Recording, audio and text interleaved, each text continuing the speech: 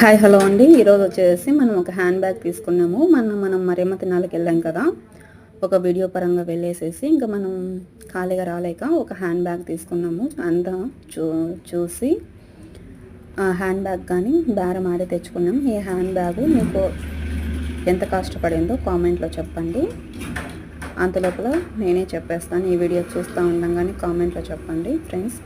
ఇప్పుడు వచ్చేసి మనం ఈ హ్యాండ్ బ్యాగ్స్ 3 జిప్స్ వచ్చాయి. ఎక్కువ లగేజ్ బ్యాగ్స్ ఉన్నాయి.